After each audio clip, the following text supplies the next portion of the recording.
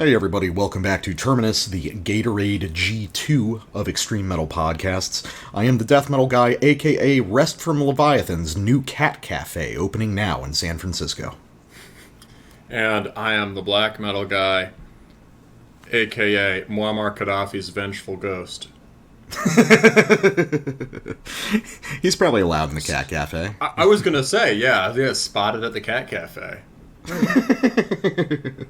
I think that's eventually what will happen to Rest. I bet that'll happen to all the old, like, California USBM guys. It'll be like a joint operation between Rest, Neil from Krieg, and oh god, and Blake Judd from Knock Mystium. They'll all get together and they'll open a cat cafe. I think Rest, credit where credit is due, I think Rest is pretty distant from those dudes, like, socially. I get the impression that he's a cooler person than his music is. Well, he got canceled, so... He got canceled big time, yeah. Yeah, so he probably got... he probably was friends with Neil from Krieg before he made his face turn and started writing for Decibel, yeah. Well... man, you were reading me some real dreck from fucking Zero Tolerance, right? That used to be the last bastion of print metal journalism. Yeah, I saw that. I was just on fucking Facebook, and Repose was just saying like, "Hey, we got a good review from Zero Tolerance," and I was so close to just saying, I didn't because Repose. I mean, those are super cool guys, but I was just like, yeah. So is this like a metal album? Yeah. What kind of music is this, exactly? Oh, just because, from the review it's impossible to tell, yeah. Oh yeah, it could be literally anything. It could be just like an old found recording of like African tribal drumming, and the review would apply. The review is basically like, it's loud and it sounds cool. It's a very complicated Anthony Fantano review. All right. So, but before we spend an entire episode just shitting on journos, we should probably do our show instead. So, real quick news segment. Not really part of the Terminus Co-Prosperity Sphere, but I stumbled across this, and as soon as the first note was played, I started cackling out loud. This is a new slam group from, I believe, Manchester, England, which some people are now calling Slamchester. I was just about to make that dumb joke. Apparently it's a thing. So I think it's a two-piece. They're called 357 Homicide. And they got a new EP coming out, premiered this track on Slam Worldwide, and this is called Civilian Incursion. And we're just going to listen to, like, the first half of it, and boy am I excited for this release. This is just so much fun.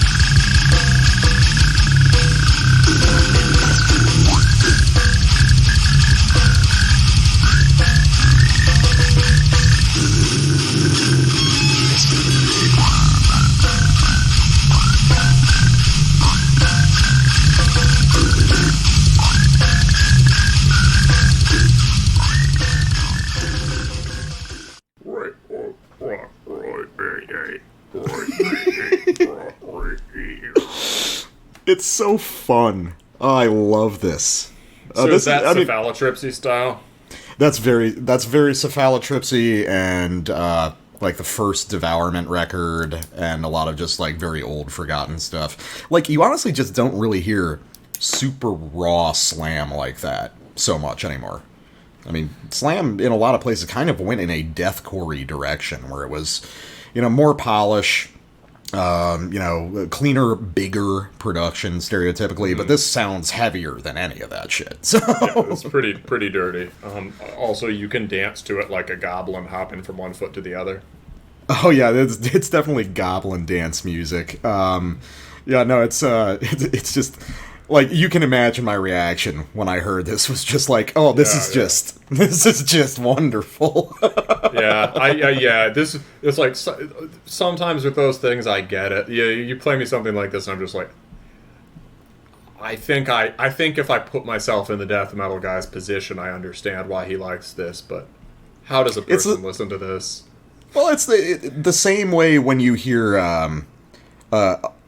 a really clanging black metal band with like a boring riff that you still love, and they're just kind of whacking at the snare, like not even a blast beat, they're just like hitting it pretty fast. That's the same feeling you get, yeah, you get when yes, when I listen to this. Yes. I know what you meant. All right, so usual housekeeping, social media. Follow me, the Death Metal Guy, on Facebook at Terminus Podcast, or the Black Metal Guy on Instagram at Terminus Extreme Metal. And if you're feeling frisky, feel free to support us by subscribing on Patreon or Subscribestar. $3 and up gets you access to the Terminus Prime bonus episodes, and $5 and up gets you access to the Terminus Black Circle, where you can mingle with the other Terminators and discuss screenshots of Zero Tolerance reviews and ideas for theoretical bands that you may or may not start in the future. Which is kind of like that feels like a classic metalhead thing to do. It's like, well, what if we had a theoretical band? You've already started it. That's true. At this point, the whole idea of like making music, recording it, that's all extra. Fuck that. Okay, so we've got a returning feature on the show from the very early days. So you start us up with our rundown. We lead off today with the return of Ancient Gate from Argentina. This is Forgotten Dark Age. And there's a forthcoming CD on Hessian Firm in November. Obviously, this is on, post-COVID mail times and whatnot, right? So, but it is out digitally now. I believe it is pay what you want on Bandcamp.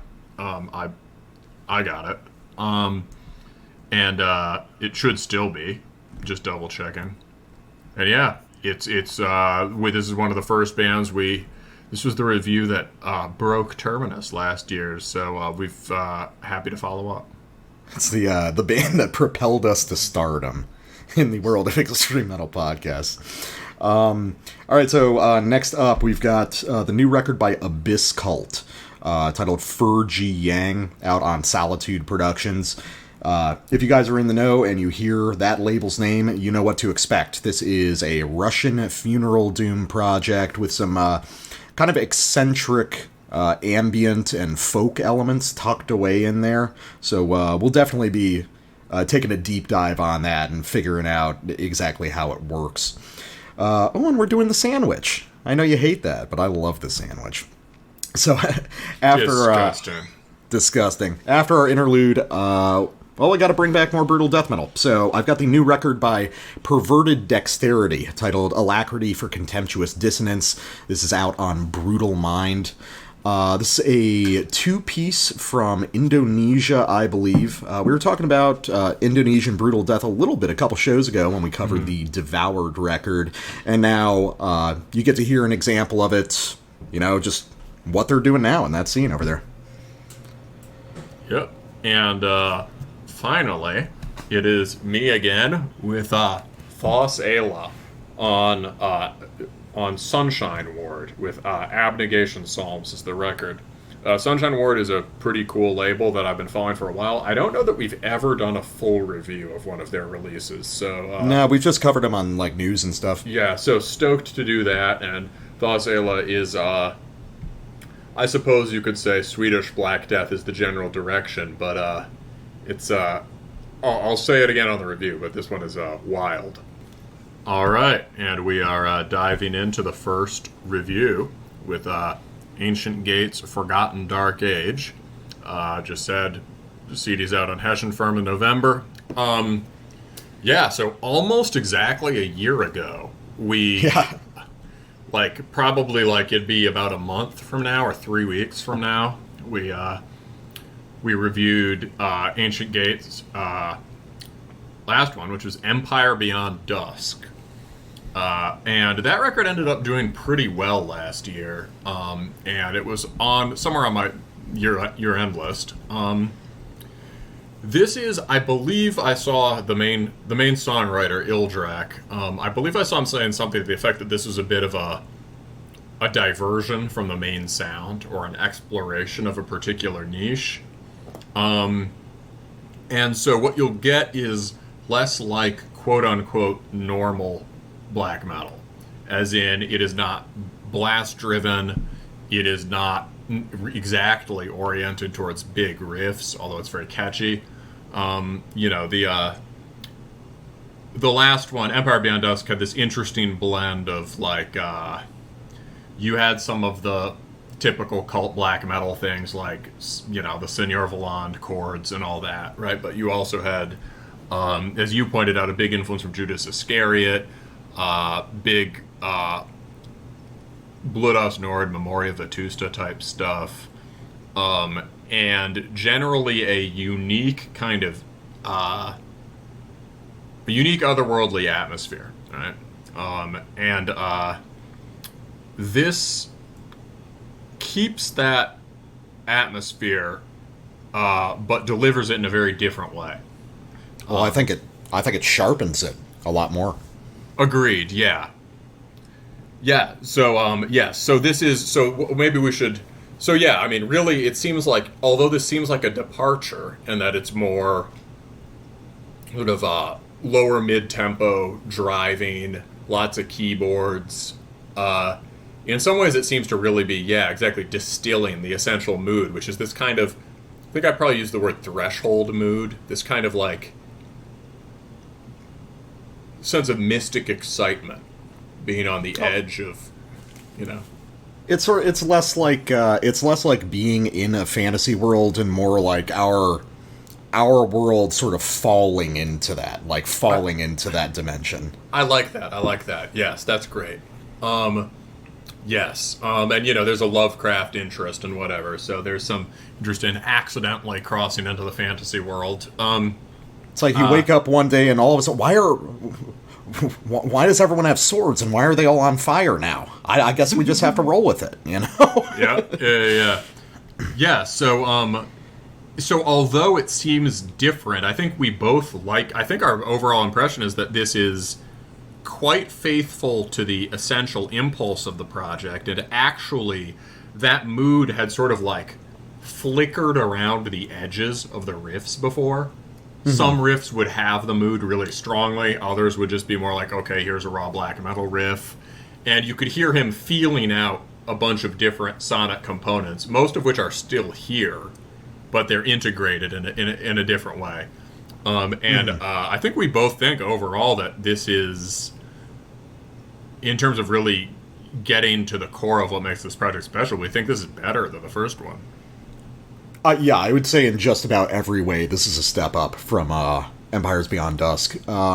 So last year, we talked about, I actually went back to our piece on it, so I could, listen to our thoughts on it and kind of geared around that. If you haven't heard that, I think it was episode 3 or something when we first started.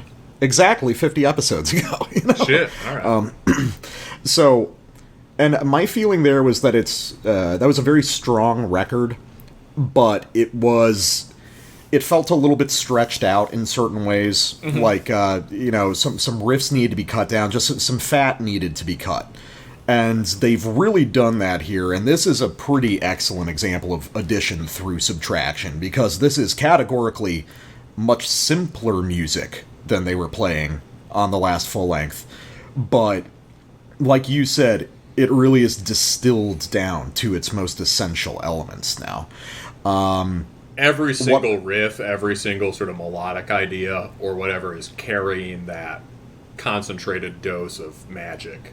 Yeah, and every riff, there's half as many riffs per song as there were on Empire Beyond Dusk, but all of them have like 3 times the weight to them. It's this is very, very patient, very smart music, and I think it's going to be interesting to see how people react to it, because this does not have some of the really big, glorious moments of the first record. It's a lot more subdued in the way that it approaches its style on this one, but I think ultimately it'll be a more rewarding listen over time. It's kind of the same way I feel about when we covered the newest Ildskär EP. It's like you're stepping back from some of the big, obvious, pleasing ideas, but you're like reinvesting into the sort of deep, difficult work that it takes to make this music really special. And in particular, it feels like some of the weakest points from the last record. I remember on the last one, the Judas Iscariot parts, while I appreciated that being a substantial influence, they just didn't really land. Here they land. Here, a lot of those moments that I found weaker off the first full length, they've kind of resolved all the issues I had. But yeah, so overall, it's extremely well-rounded and interesting, but I would say there's also kind of a different direction here, because this feels way more Hellenic than the first one, which I think we both heard. Yeah, so let's go. Yeah, so on the first one, I think I talked about a few riffs, and especially one song, as having a big Rotting Christ vibe. And the mood in the first record had more to do with Rotting Christ or early septic death or something than it did with, the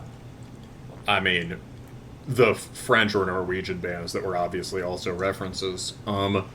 And so here you just get a lot of that throughout, and it's really cool. And what we're dealing with here is, like, an idea of Rotting Christ at its... This is something I've been... in part, it's on the brain, because I've been sorting through this stuff lately, but this is like pre-non-Servium Rotting Christ, almost. But yeah, let's check out Midwinter Sorrow, and you'll hear a pretty good example of this.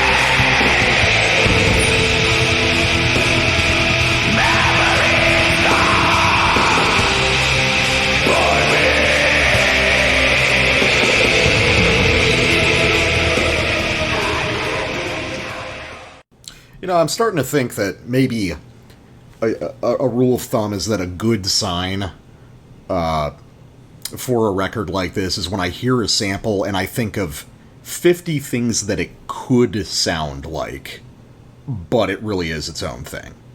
When the reference points are really expansive.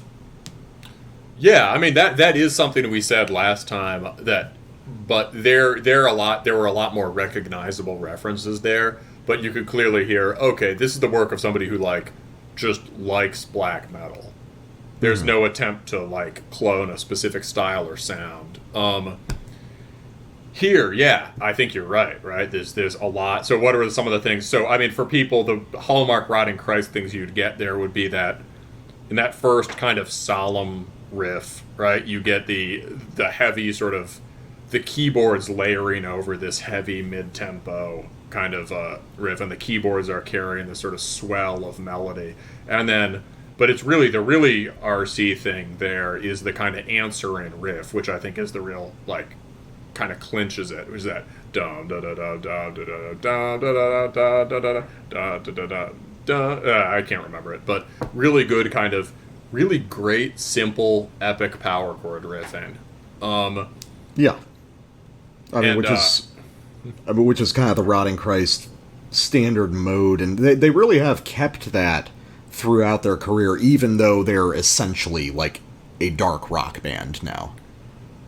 Yeah, well, they've gone back and forth on their sound, but yeah, they're pretty consistent in a lot of ways. Although I think their last one was Drek, maybe their last two. But I didn't hear it. But they've been. I think they've just been using cutting room extras from Aella for like a decade.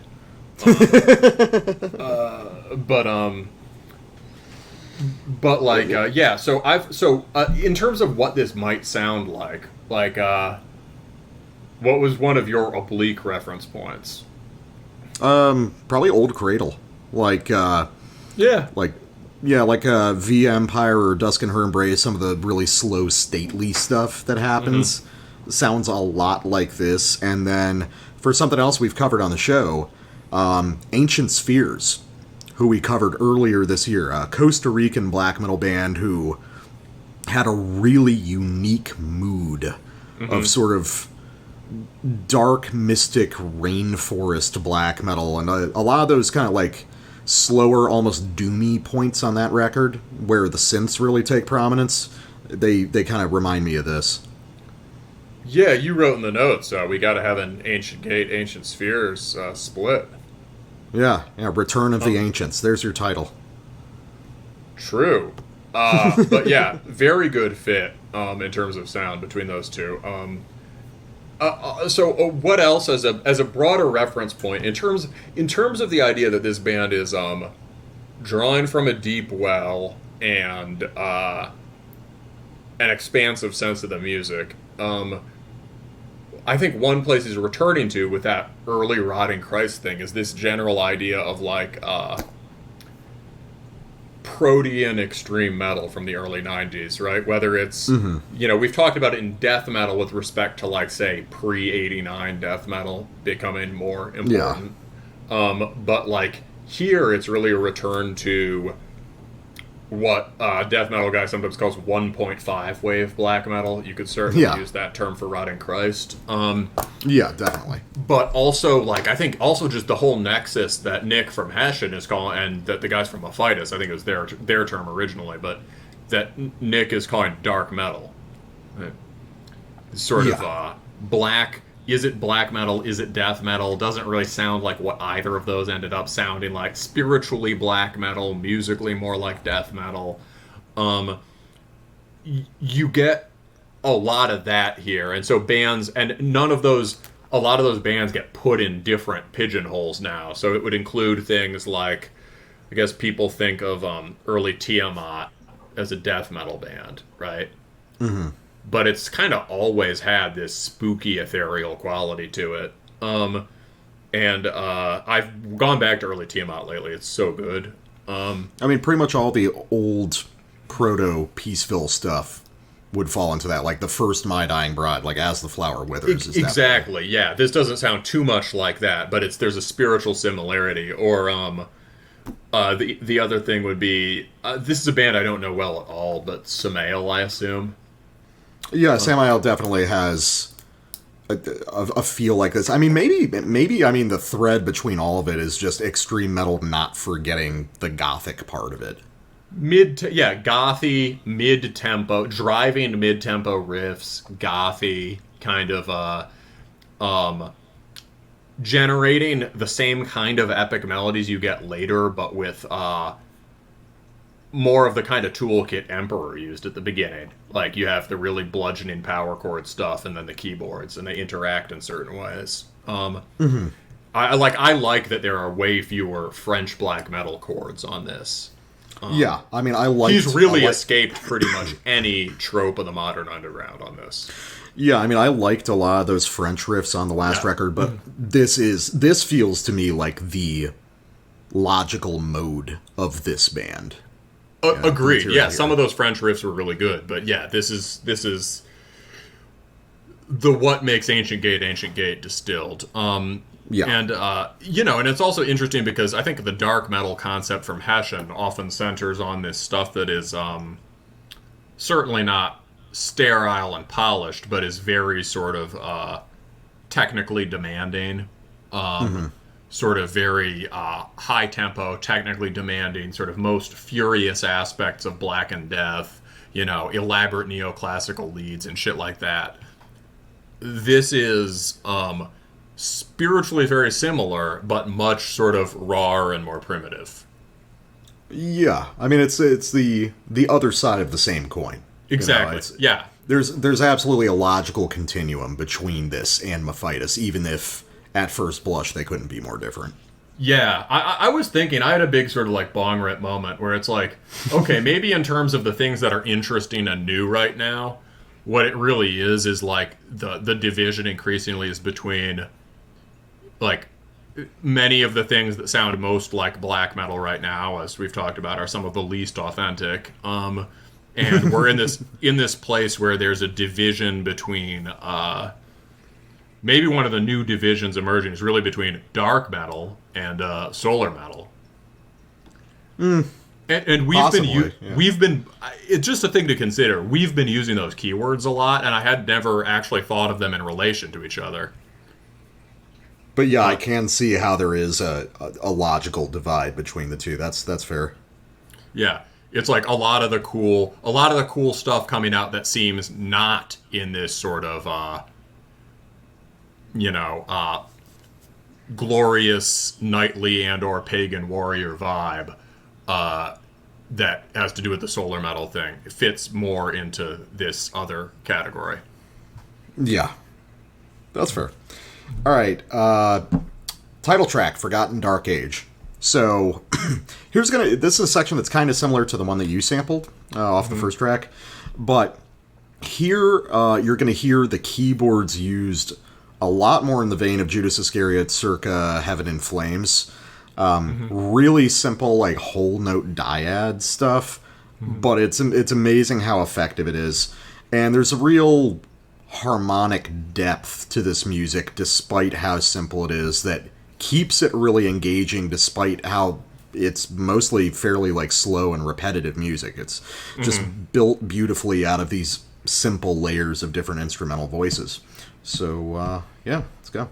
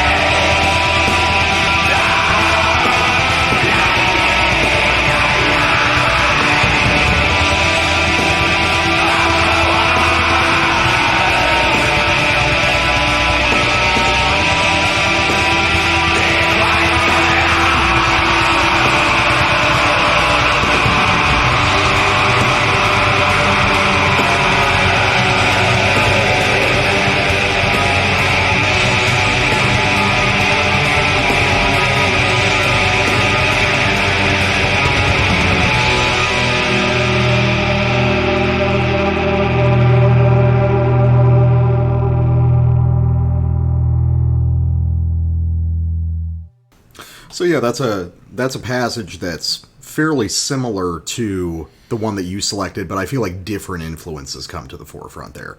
Like, that one has the fingerprints of Judas Iscariot all over it. And it's hard to pin down exactly why. There's just something about the interaction between the guitars and the keyboards there that is directly from Akhenaten's work. But what I really love here is just the surprisingly convoluted turns that the guitar takes there. These sort of deliberately slowed down and elongated, sprawling melodic lines. Little variations in the keyboards, like little new harmonic chords emerging in that simple dyadic phrase. It's challenging music, and not in the sense that it's difficult to listen to, but that what makes it special requires concentration, and requires, more importantly, a sort of broad understanding of black metal. Like, you can't listen to black metal for 2 years and understand what makes this different, you know? This requires some background knowledge, which might sound kind of pretentious, but that's just how I feel about it. Like, this is not starter shit at all. Well, I think that's true of this, and also I think a lot of things in that style, you know? I mean, there's a reason I'm only going back to the sort of, you know, early Tiamat now, right? Yeah. Or any of these, or even like, I've always liked Riding Christ, but now like I'm like, I like their slower parts more than I used to, or I went back to... You gotta get a little older to have the patience for it. Yeah, well also, but you know, the other thing is like, yeah, so on the one hand, having some knowledge helps for this. On the other hand, it's just so immersive. Yeah. It's definitely, it's very... Ironically, I think it does, like, sort of soundtrack music way better than any of the Atmo Black does. Yeah, for sure. Like, I think this is music that, and I don't take this as a slight, but it being used as background music for something else is appropriate. I mean, you listen to it, like, while you're walking around in nature, or you listen to it for, like, a Dungeons & Dragons session with your friends, and it works great in both of those settings. And it also stands up to, like, close, dedicated listening, which is the mark of a great record. Yes, and tons of replay value. Like, oh yeah, no, I'm looking forward to really digging into this a few more times and picking it apart. It just creates he successfully creates a place you want to hang out. Yeah, which is a weird thing for black metal, because it's usually a place you don't really want to hang out. Depending on the band. Yeah. My next comment is a simple one, but it's like, you know, if the mission is to escape from those chords that are omnipresent now, this guy just does it so well, and one way he does it is he's really good at playing power chords. He takes the power chord seriously. He meditates upon the power chord. He hones his skill. He hones his picking inflection. He goes out to the courtyard every day and sort of thwacks his guitar into a power chord for 3 hours. You know, it's not it's an essential ingredient rather than a thing that you fall back on at various times. And so let's listen to just this part from the beginning of Beneath the Crimson Moon. This song gets absolutely huge. This is just the beginning of the song. And listen to that one power chord. We're going to lead into it. All right, let's go.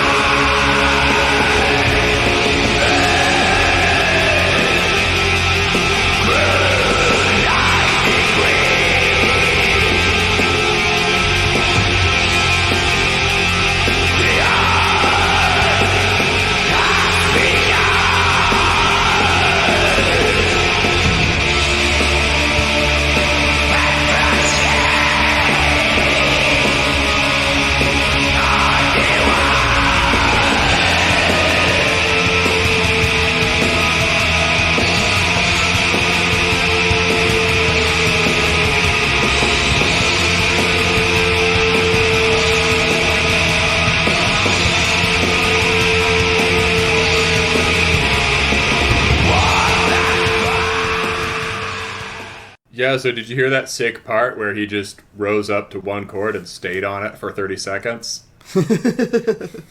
Well, I mean, the reason it works, all the intricacy in it is in the right hand work.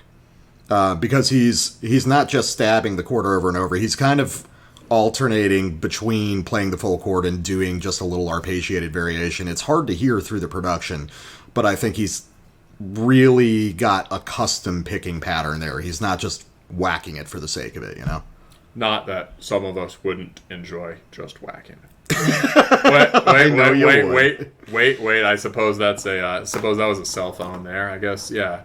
It's I suppose we all enjoy whacking it. Anyway, yeah, that part was really cool. The end there, that turnaround riff. That turnaround riff is also really cool. Da da da da da da da.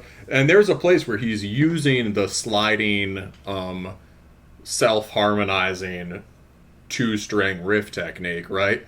But he's not. The intervals that are coming out really aren't the troped Sargeisty ones. And if it reminds me of anything in terms of like a dark metal reference point, it sounds like a Turnus. Oh yeah, definitely a Turnus. Yeah, so a lot of the more elegant kind of noble sounding melodies on this are kind of a Turnus-y also, as well as Rotting Christ. Yeah. A lot of this has to do with the kind of melodies you hear from early Black Death bands, but there's really no death metal in this music, which is interesting. It's technique taken from guys who were doing substantially death metal influenced music, but then just taking the technical part of that and leaving the kind of death metal atmospherics alone.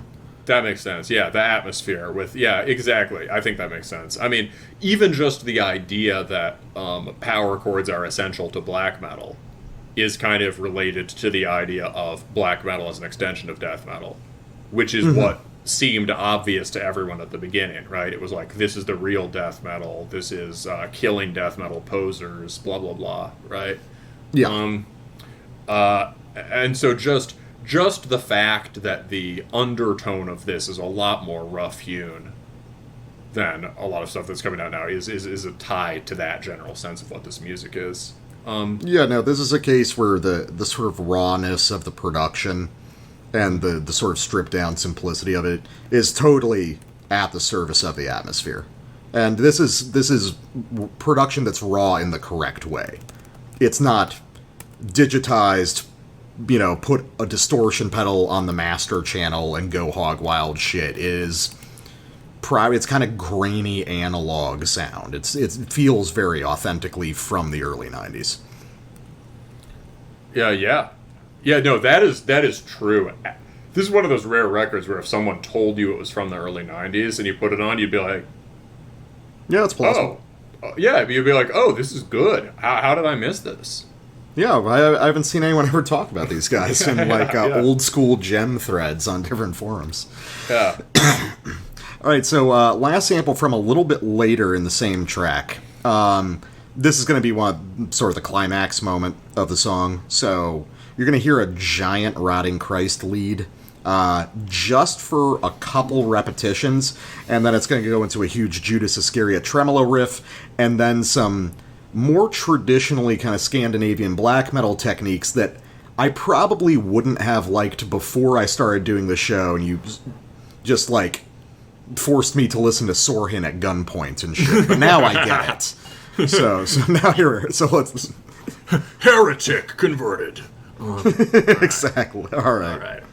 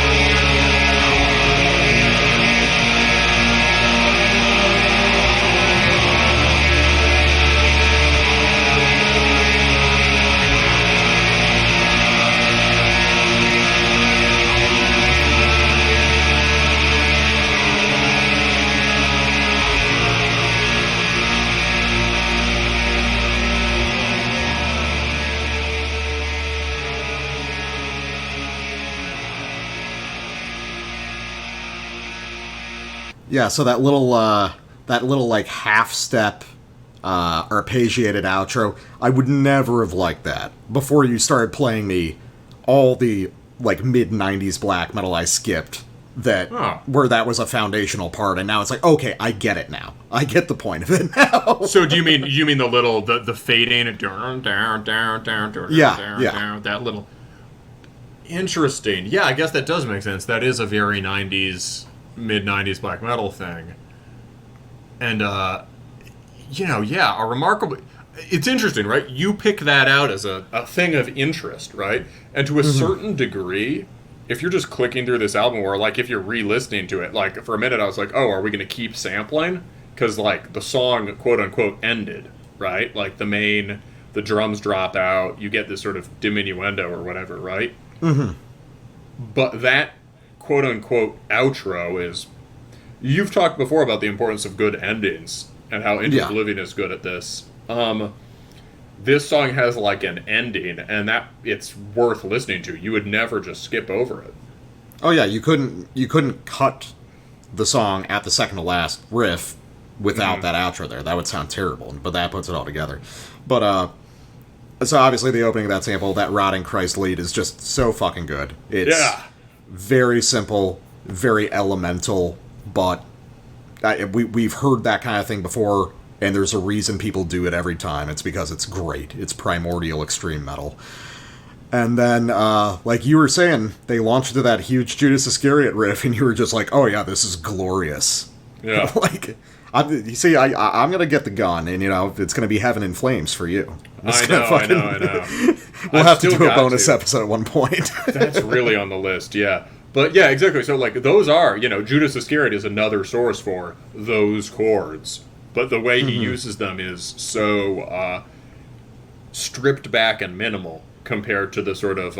it's, equally lush and melodic, but stripped back and minimal compared to a lot of the sort of fruity elaborations that prevail. Oh, yeah. And I think that the guys in this band understand the distinction. Yes. Yes. That's something, when you take Judas Iscariot, if you put too much additionally onto it, you lose some of the magic. It's really, they've like, I think this band is... I don't think there's any technique that this band has banned. You know what I mean? Some bands, you create artificial parameters for yourself, as in, we're not going to use this or that thing. Mm-hmm. And that's a perfectly valid method of doing it, right? I feel like this band, anything is potentially on the table, but they have very particular ideas about how they're going to use any of it. Yeah. No, I mean, it's like that thing I always come back to, saying, the best anything, the best black metal, best death metal, whatever, is not made with the intention of being black metal. Music was written that happened to be black metal.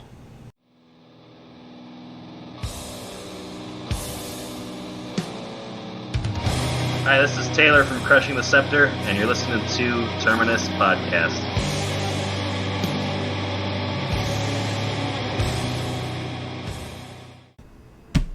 All right, next up we have Abysskvlt with their third album, Phur G.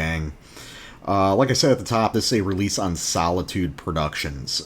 For those of you who don't know, they're a pretty well-known name in the funeral doom scene. Solitude is a label that's been around for a while, and it's sort of a regional label. Like, the majority of the bands are Russian, but occasionally they, poke out here and there. Mostly funeral doom and sort of romantic death doom stuff. And Solitude does a lot of stuff that I really like and a lot of stuff that I don't like, because it tends to fixate on this sort of region of like romantic funeral doom that can be pretty fucking good when it goes correctly and can go horribly wrong as well. Mm-hmm. So Abysskvlt themselves appear to be a four-piece who are doing funeral doom mixed with some kind of ritual ambient stuff themed after Tibetan mysticism, and I'm guessing there's gotta be some sort of connection to the Russian dark ambient project Furpa, who do sort of traditional Tibetan folk ritual ambient stuff. FERPA has had like a rotating lineup of different anonymous people involved. It would not surprise me if maybe someone was in here, because the idea of a Russian band being preoccupied with Tibetan mysticism just seems a little bit too precise not to have some sort of relation, but... For sure. So overall, this is...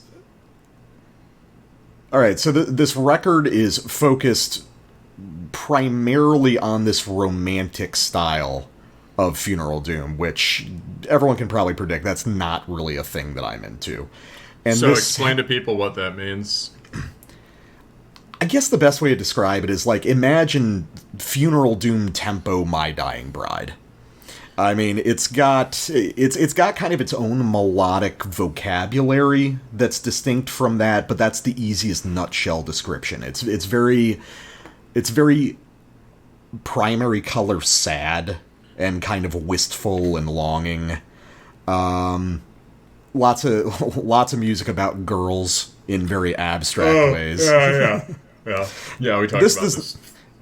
This does not appear to be about girls unless they're like weird Tibetan animist god girls. It's about avoiding them. Yeah, it's about avoiding them in the mountains. Temptress, away from my hut. Yeah, I must. You shall not have my carefully hoarded seed. I must observe the goats for another fortnight. Yes. So honestly, this doesn't convert me from my thing with the whole romantic Funeral Doom. A lot of this record plods. Like, there's long stretches where not a lot happens. And it would be easy to dismiss if that was the only case, but there are moments, pretty substantial moments on this record that are these enormous bursts of creativity and interesting songwriting, an interesting infusion of ambient electronic elements into this music that prevents me from dismissing it. I think there's moments of this that are really special. I just wish that I didn't have to get through so much very kind of trudging flat Funeral Doom to get to those. For sure. Yeah, I was, we've talked about the kinds of Funeral Doom. When we were doing the Torture Doom episode, you talked about the way that Funeral Doom has kind of gone in this more gothy or romantic direction. And I think I knew what you were talking about, but this is, when I heard this, I was like, hey, this is the kind of Funeral Doom the death metal guy doesn't like. It's overall, I would say I had a similar impression of this. I don't know that I was even as into the big moments, but like there certainly are big moments, but this was definitely very spread out, and a lot of the baseline riffing is just not interesting, right? Oh yeah, no, I think we both agree on the same basic thesis, which is these guys would be better as just a dark ambient group. Yeah, those parts are pretty interesting. You could even make it dark ambient with some guitars in it, or some synthy drums or whatever, right? But you can make heavy dark ambient. But I feel like in terms of it being like dark ambient, I don't know FERPA, but like I have, I read an interesting, I read part of an interview with him in Bardo Methodology years ago, and the FERPA dude seemed really serious. He's, I've read a few interviews with him. He is a character. Yes. And he's in pretty advanced age now. I think he's in like his mid-60s these days, and he's still just doing it. I've watched some live footage of them. I don't even know if FERPA really puts out records. I think they just might do these like sporadic kind of performance art things. But there is a session they did at the Boiler Room as a 2-piece, which is fucking wild. R from New Mahagion turned me on to them. And, it's like nothing you've seen before. Highly, highly recommend everyone check out FERPA. Alright, cool. So, Let's let's talk about this instead, though. Okay, so I got a sample off a track called Ngari. So what I want to talk about here is, this is one of the more interesting sections of the record to me, because and the interest is very structural in nature. Something that these guys are very good at are in these liminal moments between funeral doom and dark ambient, where they have what I call like a quiet cacophony of things going on. It's not bracingly loud or heavy, but it gives a similar effect through the delicate application of all these different instrumental voices, synths emerging, multiple vocals emerging in different parts of the sonic space, cymbals kind of chiming in different channels. They really like using a sort of 3D sound, which I really appreciate. There was a ton of work done on the production of this record. And this section in particular shows them at, I think, their strongest, where they're not really concerned about committing to funeral doom. They're just doing something that feels more natural to them.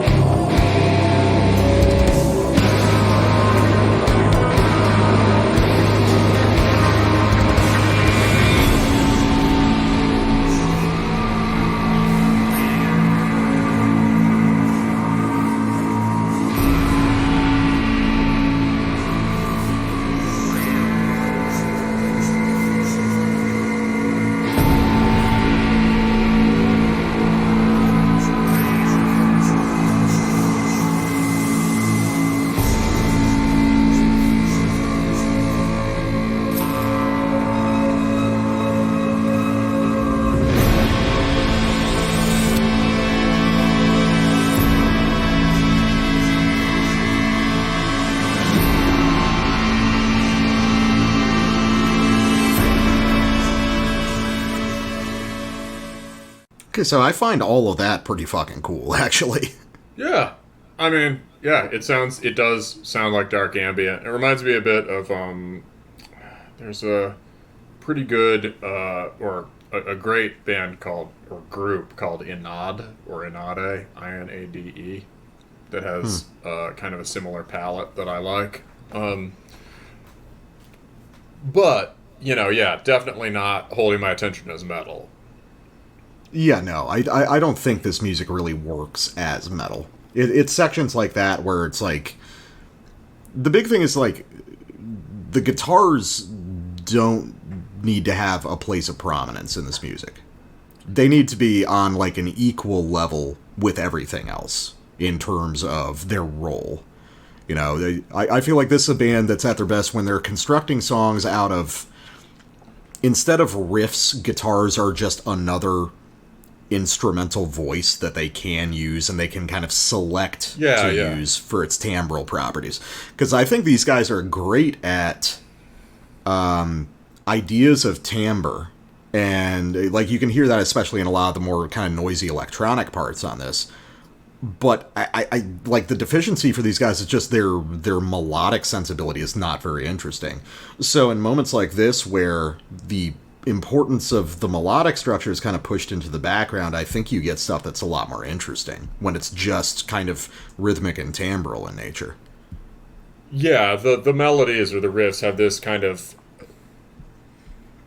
troped funeral doom quality of, like, you do something that sounds kind of majestic and sad pretty, and then you sort of cancel it out. You sort of negate it by doing a kind of, like, the chord turns a little bit and sinks a half step, and then the part descends. It climbs up and it goes back down the ladder on the side. And that is...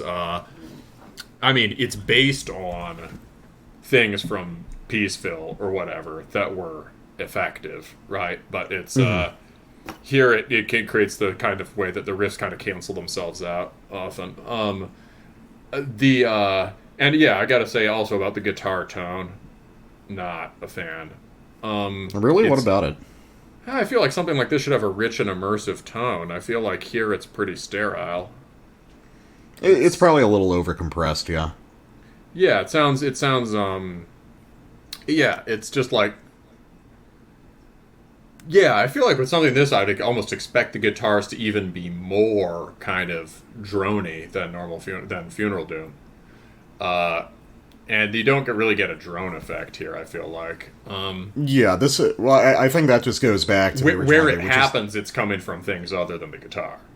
Yes, and I think that just leads back to the idea that this should not be riff-based music. Yeah. Okay, so I think they're... Oh, go ahead. No, here's an example. So this actually ties in, because I did look for parts that I liked, and this is a very engaging part, and here's actually one of the best guitar parts, but it's also where the guitar is deliberately working in a kind of supporting role. It's not carrying the melody. And this is simultaneously one of the most drony and most metal parts on the record. Right? So, yeah, you'll hear some really pretty harmonies start to gather over the guitars, and then some other cool stuff happens.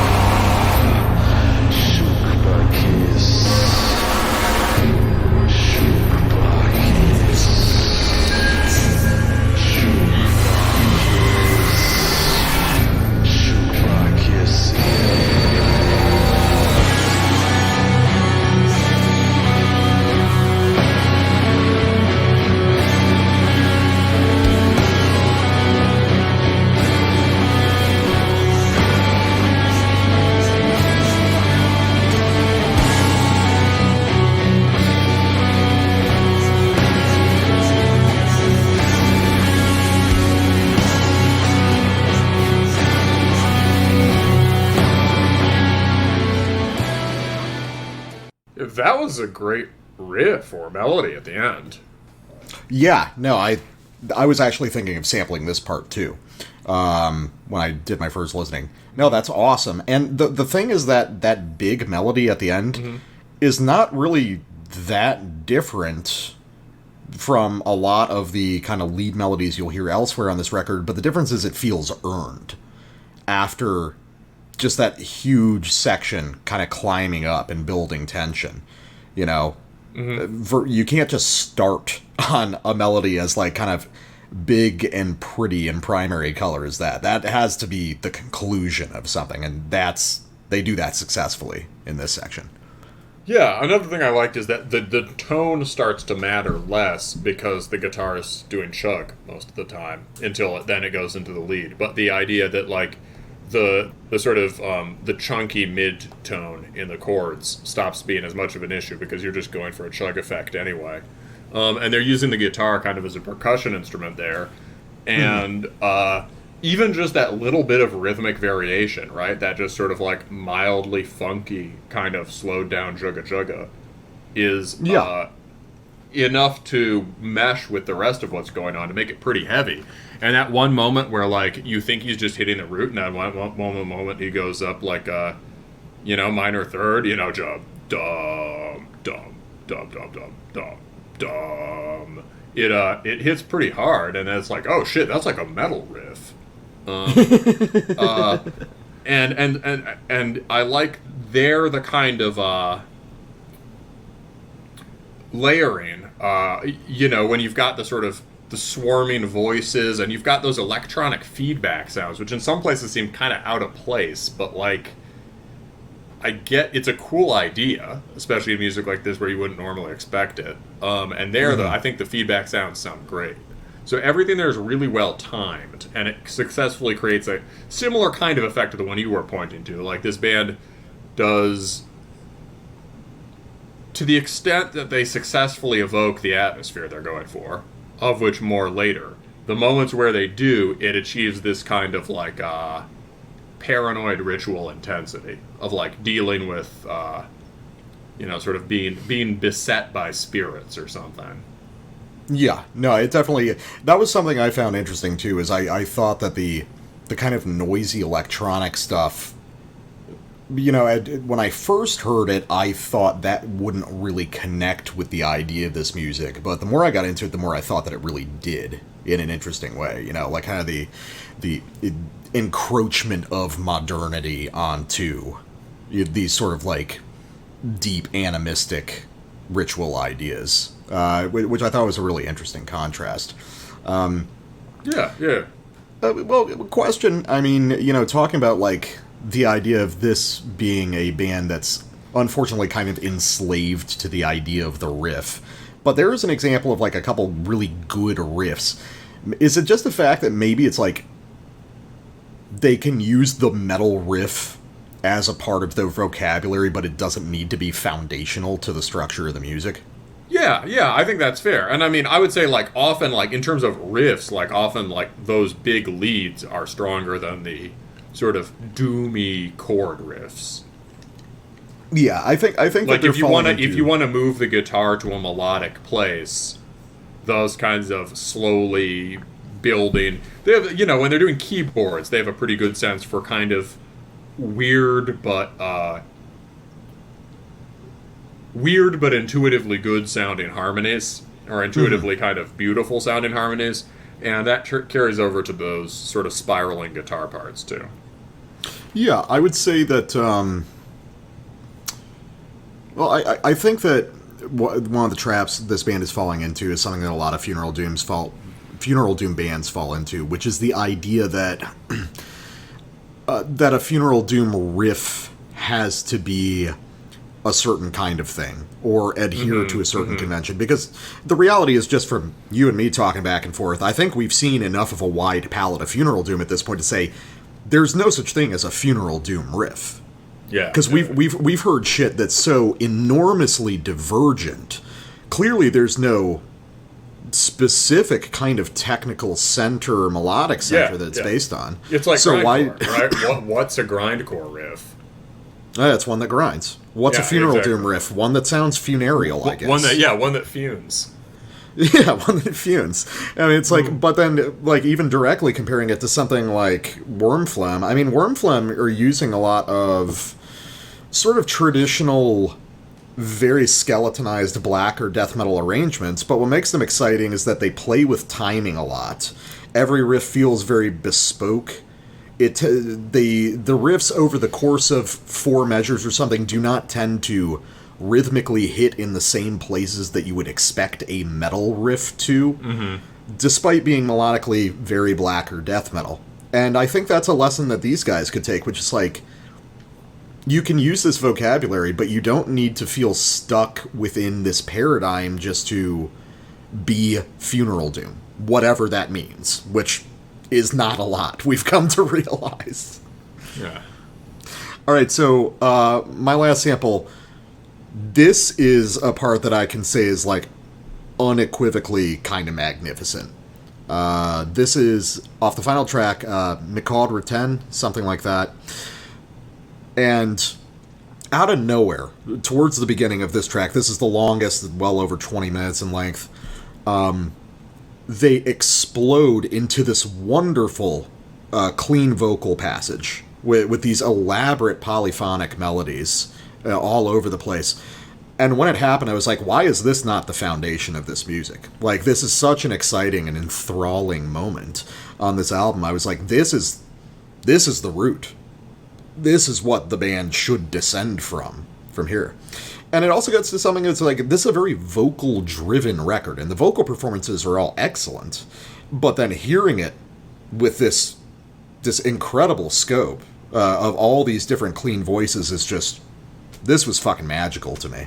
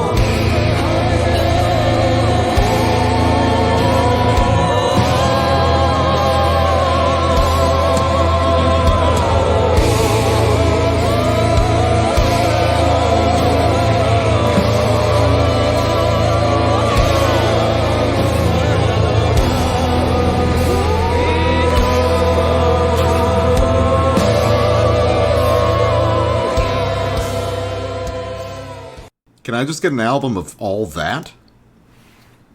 That was pretty cool. Yeah, that's especially the part awesome. towards the end. You know, there's it really like you already thought it's a climax moment that escalates several times within it. Yeah, and it's like, you know, it starts simply, and then all these voices start up. I mean, by the end there's like 5 separate tracks of vocals. It's like, I mean, that's what this music should be to me. Like, that is, that's fucking awesome. Like, you know, like doing true kind of polyphonic vocal arrangements, and that actually feels Tibetan. You know, there's also that. Like, like when I heard this moment, it was so exciting. I was like, why is this tucked away in the back of the album, and why are we not hearing? Why is this part as a unit not something that's on every track? You know? Why is this not foundational vocabulary for this band? I mean, probably because it's extremely fucking hard to do, but... Yeah. It's, so, about that sounding Tibetan thing, you know, I mean, I don't know, like, that part does convey the impression more. Who knows, maybe it does sound Tibetan, you know what I mean? Like, I guess I would trust these guys to know, right? Yeah. It also does sound a lot like take your Wailing Women's Choir section on any Druid record, right?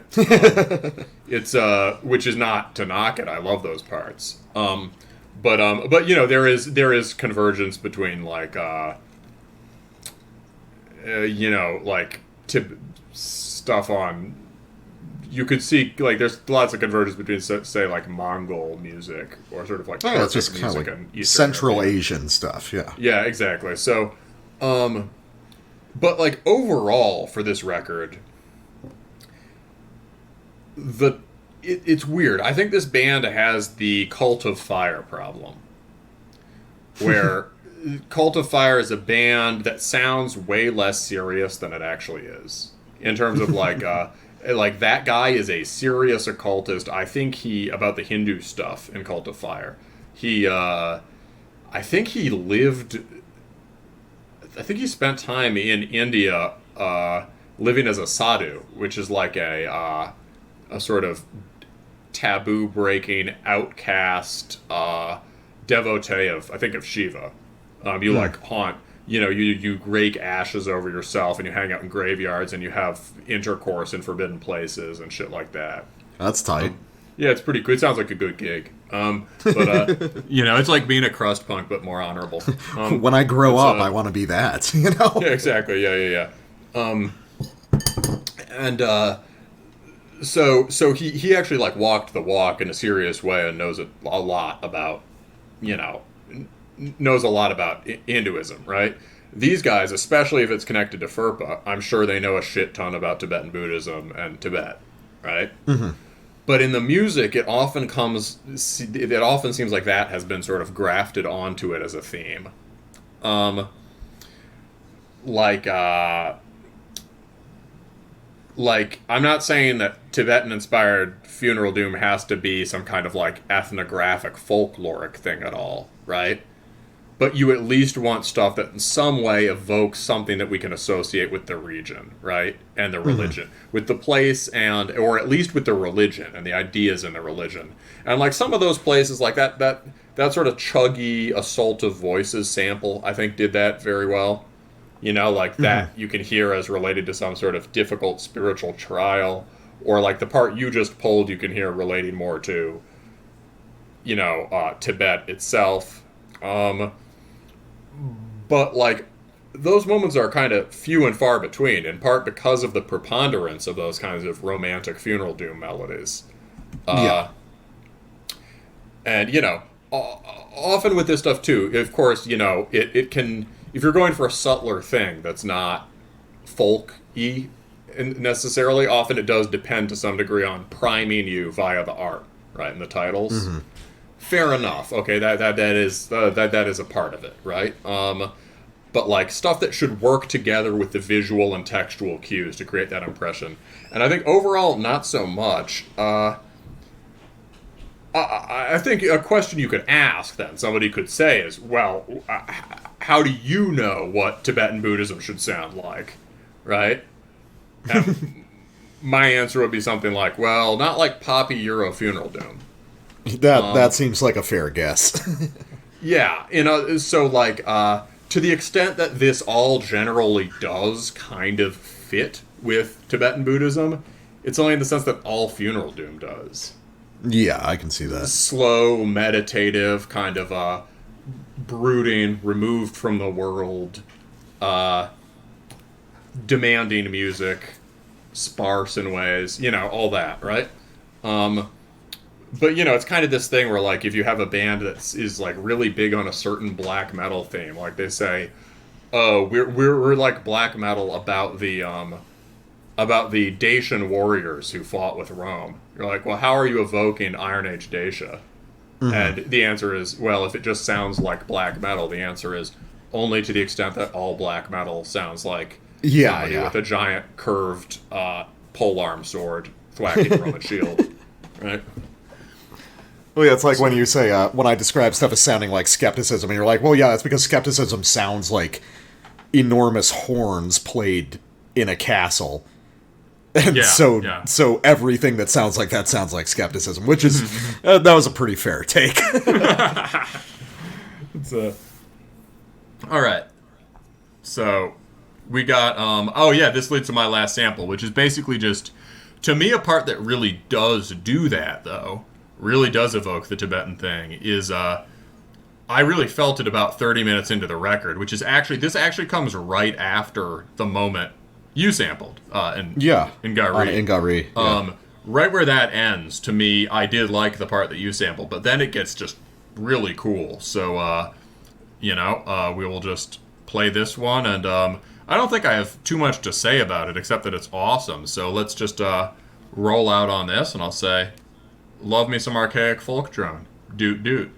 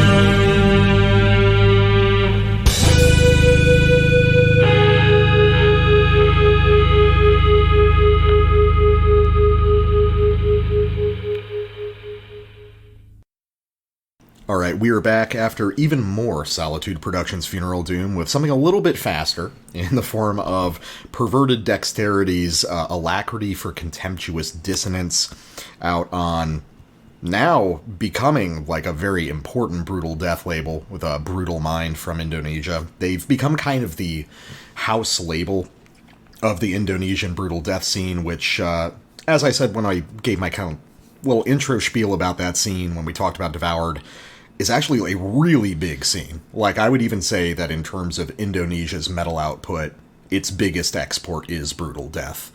So now we're with Devoured. That was a former brutal death metal band that became kind of a strange old school death metal band. Now we've got something that's directly Indonesian brutal death.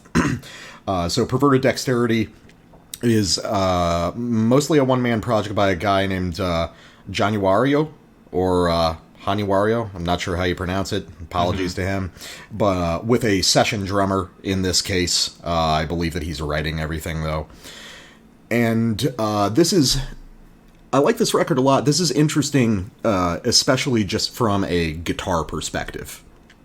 Like, in a lot of ways, this is sort of a brutal death metal guitar workshop. The way these songs are constructed is based off a few simple kind of rhythmic or melodic figures that just get contorted and played with through variations at blindingly fast speeds. It has that sort of, like when we talked about the Focal Dystonia record, I think it was late last year, it feels kind of like a jazz session that you're listening to, despite being, so much more extreme when it comes to the timbre. And I think this guy has a talent for...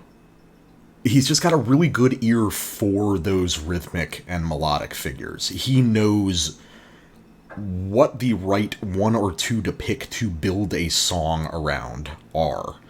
And then just as a guitarist, the playing is very fascinating. I'm going to be listening to this album a lot just for my own kind of study, to try and pick apart some of the ideas that he's using, because, obviously this guy is just an unbelievable guitarist, and that's what the music centers around. Like, everything, even though vocal and drum performances are excellent, everything is ultimately at the service of this guitar workshop that he's performing for us, and it's rigorous and single-minded and very cool because of that. It also has nothing to offer for, like, black metal people. This is not a case where it's like one of those crossover albums we talked about. This is brutal death for brutal death people. Absolutely. Yeah, it's all right though. You're coming around to that side of the scene. It gets a pass from the black metal guy. This is definitely. Yeah, there's definitely a lot of stuff that you've shown me that is more up my alley than this. This is definitely just, this is on like this is on the exterminated side of things. Yeah, but it is it's what did I like about it? Well, first of all, I like the cover, which features Mortis committing hate crimes against Mortis. I do love the weird goblin execution that's occurring on the cover. That's such a weird thing to have on your brutal death record. This is a cover that just gets better the longer you look at it, because there's a whole story there that you just are not privy to. Yeah, it's like something brought them to this pass. I like that the other goblins behind them are horrified by what's happening. Yeah, I think what's happening, based on the song titles, I think this cackling wizard goblin is holding the other goblin's head down into a well, and the other goblin is gazing away in revolt, trying to look away in revulsion. And one of the tracks is called "The Well of Knowledge," which I sampled from. I think he's showing him something about goblin kind. Yeah, you had a lot to say about like the song titles on this, and which I hadn't really considered before, because they're very kind of brutal death song titles. But then when I thought about it a little bit more, there does seem to be some sort of overarching theme on this. Yes. It's sort of sort of, I mean, it's almost like Ancient Gates. It's like, slipping into another world, being having some sort of horrible knowledge revealed to you, that's pretty cool. That's brutal death. Mm-hmm. Yeah. All right. Speaking of let's listen to some fast shit. All right. Cataclysmic Phantasmal Portrait from the beginning. So here's an example of what I'm talking about with the sort of motivic methodology this guy has for his songwriting. So opening riff has a distinct sort of unusual rhythmic figure to it. And then the rest of the song is all built off that. So you're going to hear that rhythmic figure recur and get played with and varied. And this is one of the longer songs on the record, which suggests that this particular rhythmic idea is something that he's passionate about. And it's also got an interesting kind of weird pentatonic cowboy feel in a lot of the melodies. Yes, I was going to get to that, yeah. Yeah, and he adjoins them to these more dissonant ideas in this really kind of fluid, cool way. So it's just extremely smart. Oh, the first riff here is very cowboy. Yeah. This whole thing is surprisingly cowboy. So, Cataclysmic Phantasmal Portrait. Great song title also. Pop that beer and let's go. Yeehaw.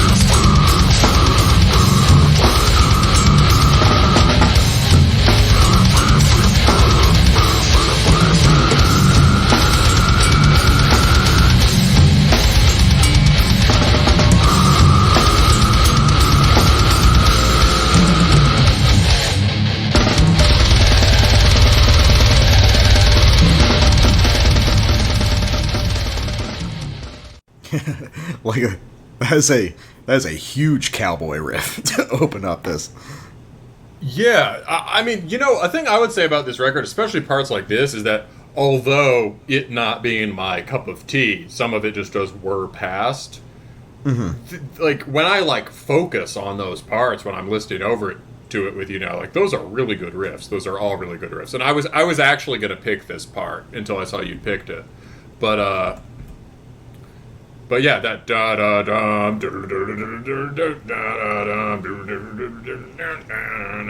that's a real cool idea. Well, yeah, and the first 45 seconds of the song, he plays 5 different variations, based along that yeah, I mean, so you've got that ascending pentatonic phrase, that dum dum dum dum dum dum dum, but then he keeps augmenting it, and he slowly pushes it more and more dissonant.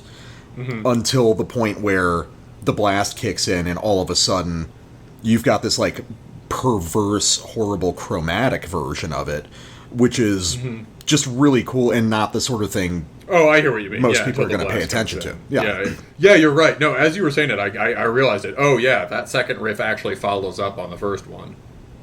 Yeah, and I think that's one of the things that makes this album distinct is there is this thread of the riffing, which is just a lot more contiguous than you hear in a lot of Brutal Death. Like, these are through-written songs. In a way, they're not even riff-based. It's like a continuous transforming process on the guitar, which is awesome and something we highly encourage. I mean, it really does break away from what we traditionally understand as riffs, because it's like you said, I think you said it in regards to, shit, I forget which record it was, but you were like, how many riffs does it has? Well, it kind of has one, and it kind of has 200. Oh, you were talking about Devilgroth with that. Yeah. It's, no, I just think it's really cool. And also, listening back again, I was so focused on the guitar for a lot of this, I didn't really give everything else enough credit. Drumming is fucking unbelievable. And that opening kind of cowboy passage, the incredibly subtle, sort of like ghost notes on the snare, these multiple layers of rhythm really add up into something special. You know, you've got the double hand hi-hat stuff that's going on. It's wonderful.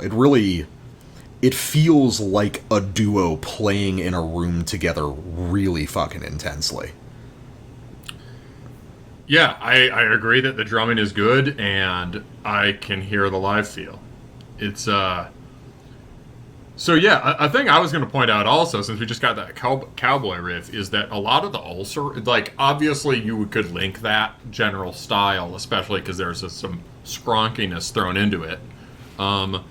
You could link that general style to ulcerate, right? But I felt again and again when he plays those kinds of, the glistening, inorganic toned cowboy riffs and these kinds of turnarounds. I felt again and again like Mastodon when they were somewhat worth listening to. Yeah, like Blood Leviathan era. Yeah, Leviathan. Yeah. Like they would just have these pretty cool, nimble turnarounds that had this very, post whatever quality to them, while being extremely sort of bluesy or Appalachian sounding.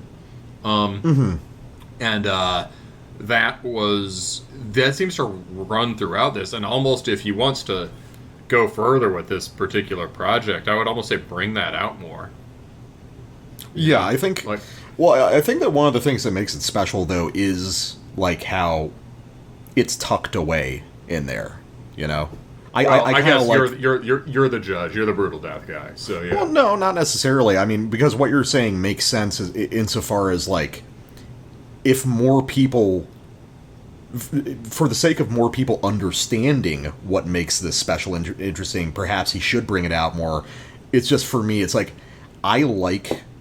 we've talked about this on the show, I like how so much brutal death metal requires very concentrated listening. Like, whenever we do these brutal death reviews, that's where I get more into kind of music and rhythmic theory than I do anywhere else. Because I like having to concentrate really hard to pick up on these subtle things that make these songs special, but I also know that that's one of the things that makes this so inaccessible. For sure. Yeah, so here is my sample. This is from The Well of Knowledge. This is towards the end of the track. Going to go about the last minute and a half or two. And we're going to start on some really cool lead playing. Listen to the way that the lead, at the same time, the lead decelerates and changes the rhythmic inflection and then it spills into the main riff.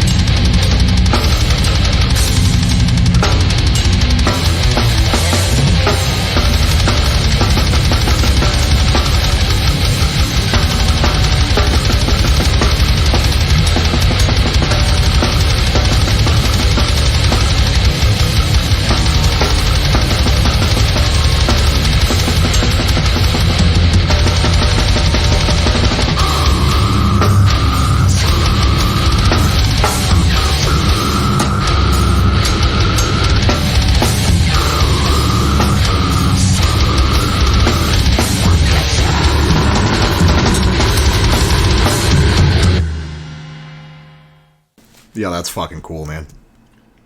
Yeah, dude. That breakdown at the end is pretty cool. That's like a kind of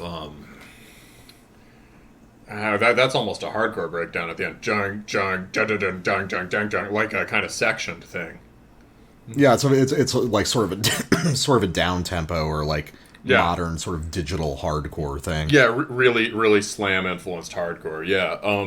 But yeah, so that breakdown is cool at the end, but before that, I mean, obviously, like, the part I just liked was, ha ha, 6/8 chug riff, go vroom vroom. And that kind of fits with the Mastodon thing, I think, as in, like, big 6/8 chug riff, or 3 against 4, subdivided 4/4 chug riff, is not a, that to me doesn't seem like a particularly common slam thing. Or, sorry, brutal death thing. You'll hear it occasionally, but usually they don't commit to it for as long as this guy does. For him, that's clearly the rhythmic figure at the center. I think that maybe every one of these songs has a rhythmic figure and a melodic figure that it's built around. Are they the same? Are they in the same riff or sometimes in different ones? I think they're sometimes in different ones, and I think that he likes to sort of start a song with one and end it with the other and try to meet them in the middle. Because something I noticed was in that cool decelerating sort of fill passage that he does, he reuses that technique again right before the final sort of breakdown riff comes in, which is playing the riff. You've got a riff, you're playing it like 3.5 times, you're abruptly chopping it off and starting the next riff in the middle of it.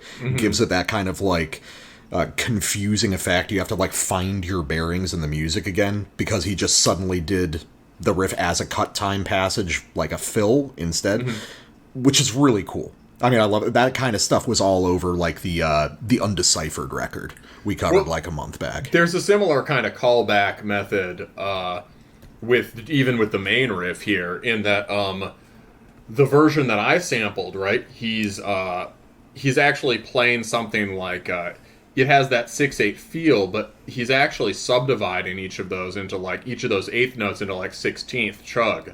So it actually cuts it up to something like 12/16 or whatever. And so it puts kind of a flam or trill double bass feel on the guitars themselves.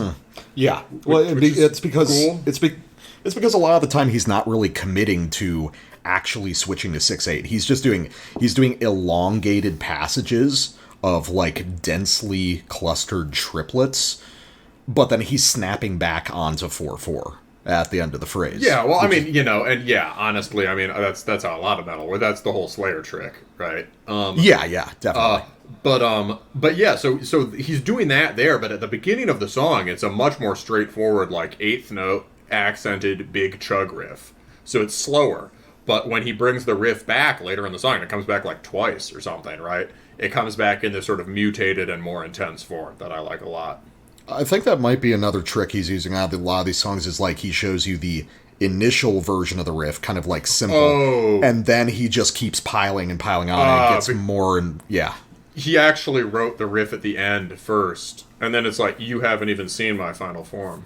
he's like built. Yeah, he's starting from the most complicated version, which is like the one he came up with on guitar originally, and then he's like, how do I strip this down, and how do we get from point A to point Z? Yeah. All right, what else you got? Me? Oh, little old me. Yeah. Oh yeah, I guess that's true. I've got my samples in the middle of yours. So, similar things I'm interested in here. This is on Somniferous Propaganda, also towards the end of the song, which again suggests that there's a lot worth sticking around for in terms of individual songs here. One thing I thought, this is where I'll talk about the titles real quick. It's just like, I feel like a game in Brutal Death, right, is that you take the most massive thesaurus words you possibly can and you slam them together without really particularly caring about whether the result makes any sense. Oh, absolutely. and I get that that's like a convention, but it also, I think it's a convention that started because people did that in a more earnest way, would be my guess. Yeah, like suffocation. Yeah. So you get the interesting thing is that, right, so this guy, I presume, I mean, who knows, but it sounds like he's not an English as a first language speaker, but he uses these big English thesaurus words to say things that like make sense, much more so than many bands from the US or England would. So you get like cataclysmic phantasmal portrait. Okay, well, we can imagine what that is. You get somniferous propaganda is this one, and I liked that because it's sort of like, okay, well, what does somniferous mean? Well, it would have to mean something like sleep bearing or sleep bringing, right? And so, and it's got a nice double meaning in it, which I'm guessing it's supposed to. In part, propaganda will both like, it's the propaganda that lulls to sleep, right? That brings sleep to the mind, right? On the, ye old opiate of the masses. On the other hand, it's, like, propaganda puts you to sleep. I think of the mind-numbing cable news cycle. Exactly. Mind-numbing cable news cycle or whatever, right? It's just, the incredible dreariness of living in a, like Russia and for the last 20 years of the Soviet Union or whatever, right? People looking at the sequencing of the tracks, I think there is sort of like a weird, like, modernist social commentary thing going on, because we begin the record with avarice and thirst for power, and then at the exact middle point is the well of knowledge, and it concludes with vapid existence. Yeah, that makes sense. There's an arc here about, pursuing knowledge and power, and then it ultimately being empty, which is, that's pretty neat. I like that. Yeah. So basically, there's a lot more than meets the eye with this one. And let's just listen through the end of this. Here's a heavy part. All right.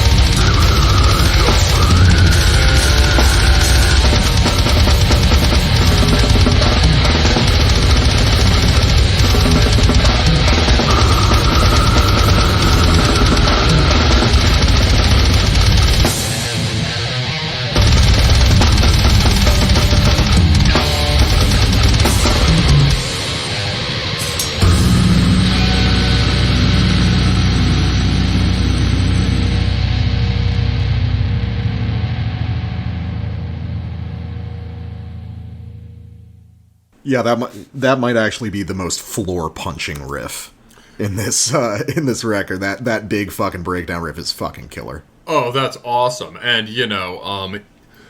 it's got this rolling breakdown quality to it, but the turnaround again is some more of that sort of ulcerate cowboy mastodon riffing, which makes it that much heavier. I think a thing that makes we've been hearing a ton of bands using things kind of like that. And one thing that makes it so good here is that he's not... Some bands use that technique to generate dissonance, which is fair enough. Like, Onco Kirkiasis, right, takes that and uses it to generate, just atrocious sounds. And, it takes it to a more DSO kind of place. But here, it's, here it's just being used to write riffs. Like, well, it's also used to provide, in contrast to Dissonance, like islands of coherent melody. Yes, exactly, yes. Yeah. Like kind of rising from this morass of like crazy chromatic shit, you'll have these brief moments of delicate melody that provide contrast. So, because a lot of this music can naturally just feel like it's blowing past you because it's all Yes. going 100 miles an hour all the time, that's a pretty good economical way to give these songs weight, even after you're used to this kind of style. Yeah, maybe it's just that we're pulling highlights, but I feel like maybe there's actually already more of those kinds of moments than I thought. I think there are, because that's like a specific technique. These sort of like ethereal. Usually they're usually at the ends of riffs. They're kind of turnarounds before diving back into the chromatic stuff, and I think they're used pretty. Yeah, using them as a turnaround is the Mastodon thing. That's really what. It's, oh, okay, I can see that. Yeah. No, it's I mean, that seems to be something that he fixates on. I mean, this is a brutal death record with very distinct parts that get used repeatedly and rearranged in the way that like in a black metal band, like certain melodic phrases will keep popping up. Yeah, this is in some ways, although he's composing in a very different method from riff. This has many, I mean, maybe in a less obvious way, but this has many of the pleasures of just cool fucking riffy music. Yeah, I would agree. So speaking of which, back to the motivic songwriting and back to, well, we're going to have, again, another one of these sort of open melodic figures. And before you mentioned Mastodon, I said ulcerate, or as I talk to more and more brutal death guys, I think a lot of them are pulling it from Disentomb. But Disentomb are clearly listening to ulcerate, so all same thing, ultimately. So you're going to have two really cool rhythmic figures kind of contrasting against each other very early on in this song. Then you're going to get a giant pinch harmonic riff, which, of course, you're going to love. And then it's going to open up into one of those kind of ulcerate or Mastodon sections, and then into sort of a more traditional Asiatic, like New York death metal proto-slam section. Just lots of very cool ideas progressing very rapidly. Blink and you'll miss them. Check it out.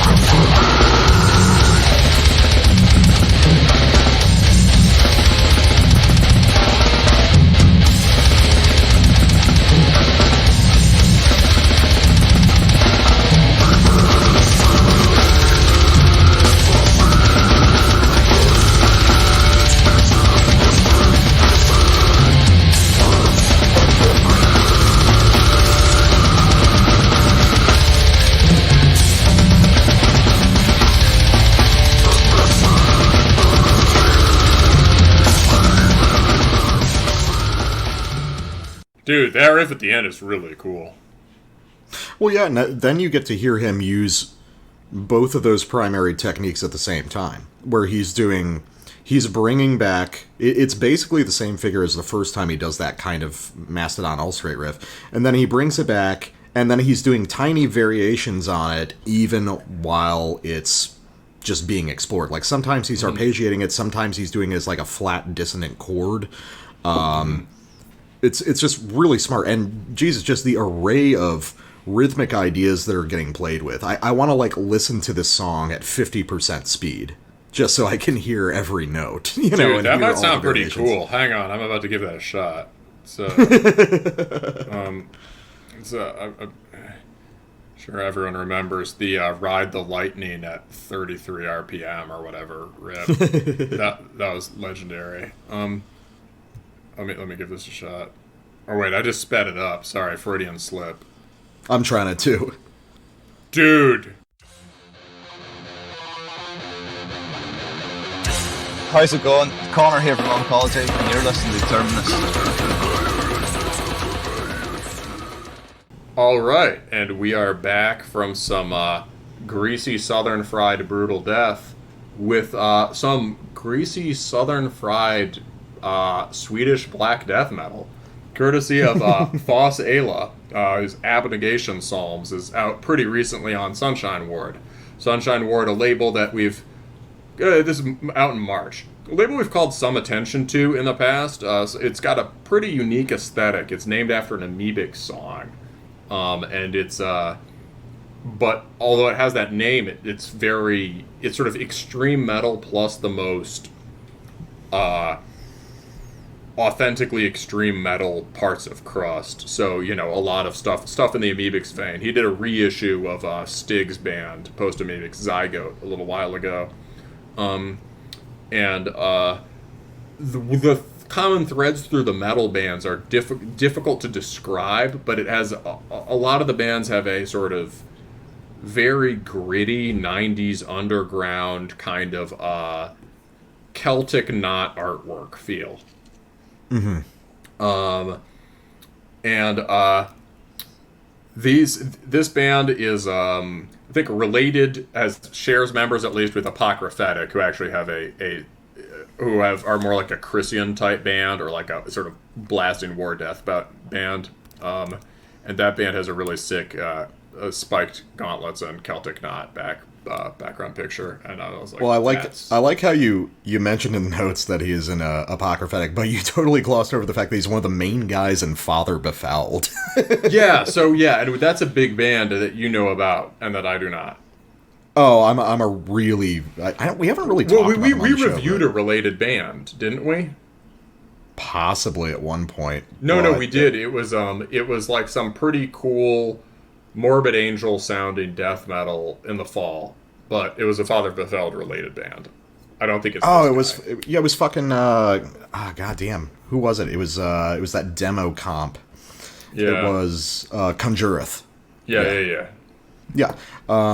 Yeah, no, we haven't really talked about Father Bevvy a whole lot, but they're actually like one of my favorite kind of nowadays death metal bands. So, I mean, just that relation got me pretty excited about this one. Word. So, this is definitely blacker death metal, or just, you know, Swedish black death. There's a nice connection to the Ancient Gate in a sense that I think this is kind of another path towards a kind of more raw, kind of stripped down version of the dark metal idea. And the conceit here seems to be described as kind of like either side of dissection. That is, on the one hand, this really, like, more than anything else, this sounds like Dawn. So, or I keep saying, like, more bands keep getting closer and closer to actually writing Dawn-type riffs. So this band definitely has a lot of Dawn in it. Especially the more frenetic death metal-y Dawn riffs. And on the other hand, it moves more towards the heavy metal side of dissection, in that this record is just like, I mean, you almost get the sense this guy might like Reian Chaos. And if he doesn't, then the sense of heavy metal is coming. But, you know, it's not just that, you know, the Reian Chaos, I get why people don't like it. A lot of it sounds like the Black, I mean, some bangers on there, but it does kind of sound like the Black Album. The idea of heavy metal on here is like kind of shoot from the hip, jammy, highly solo, improv based, kind of a very American Southern blues sounding heavy metal.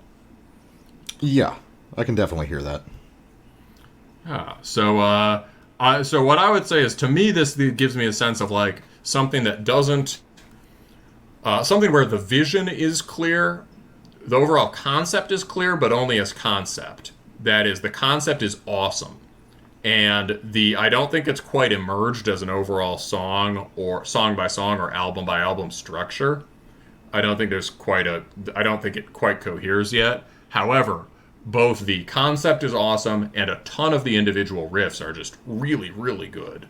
The individual riffs are awesome on this. And the overall performance happens with such like swagger and a kind of swagger that this is a one-man project, isn't it?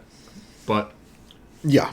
But when I heard it, I assumed this was dudes in a band jamming, right? And that can be in some tension with the more Swedish parts, which we'll get to. But like wanting to hear like more openness, more improvisation, more live feel in black metal is something I've been harping on about for a while. So definitely scratches that itch. I think this band is awesome, and I think this is a great. I really enjoy listening to this. I think it'll be the next album that's awesome. I would agree. I think that for me, I agree that it hasn't entirely congealed yet, but I think from kind of a different perspective, in that I kind of like the way these songs hang together. Here's a bizarre kind of shoot from the hip comparison, but this reminds me of a lot of the stuff that was going on that Trident record from last year. Yeah, but way more garagey.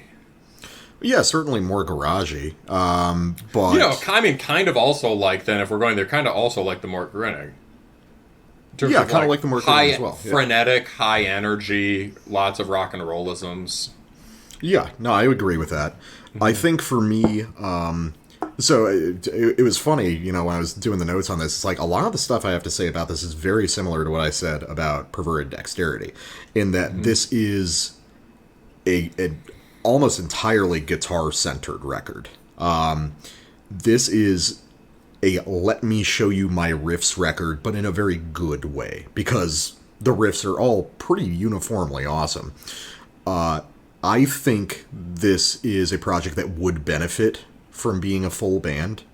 Like, just having a few more hands in the pot to just kind of flesh out some of these songs, which can feel a little bit blocky as they are, which is one of the charms and one of the limitations of one-man extreme metal, like almost universally. I guess the other thing that's a limitation for me is the production.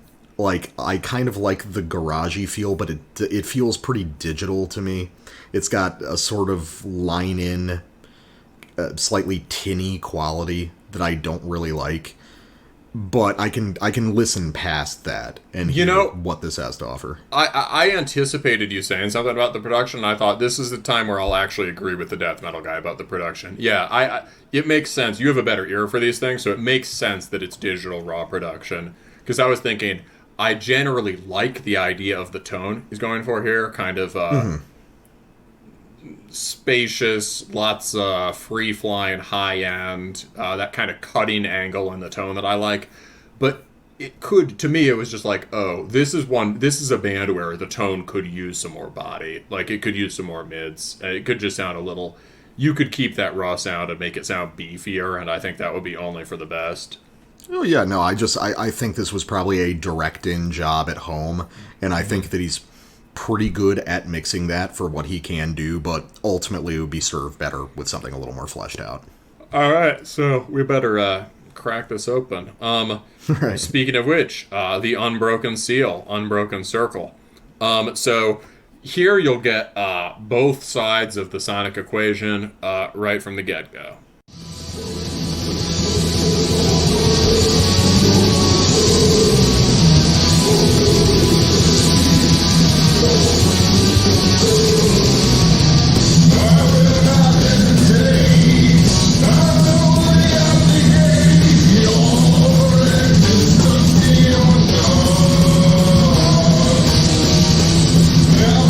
Abnegation.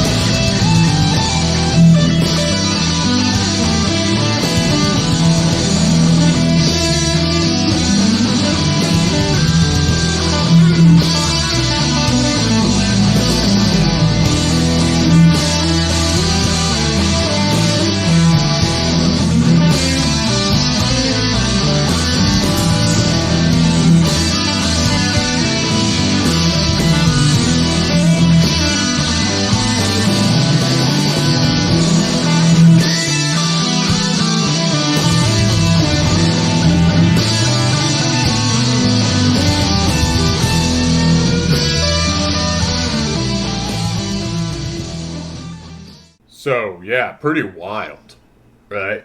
Yeah. I think this is going to be a weird review in that, like, I feel like the samples you chose were off songs that, like, I specifically didn't like. I think there's different modes this album works on, and I think you picked up on ones that I didn't really.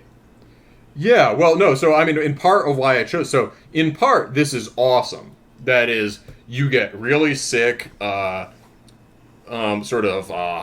scornful, aristocratic Dawn riff in, which is really well done here.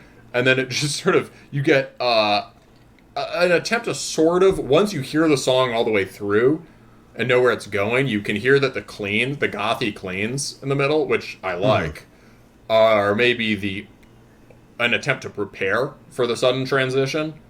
But then the sudden transition hits, right? And it's just like, whoa, dude, shit. That, there was how much in that brownie? Like, it just decelerates out of nowhere, yeah. And so that's obviously, like, there's such, like, a sense of fun throughout this record. And it's just so, like, you listen to something like that, and you're like, holy shit, he just did that, and it's like, it's hilarious and cool, right? Oh yeah, no, I think there's I think you mentioned in your notes, there's a good humor to this record. Yes. This guy is very aware of, like, some of the absurdity of what he's doing here. And this gets, like, an 11 out of 10 for attitude, I think. In every second. But, like, so he does that, and you get that it's supposed to be jarring.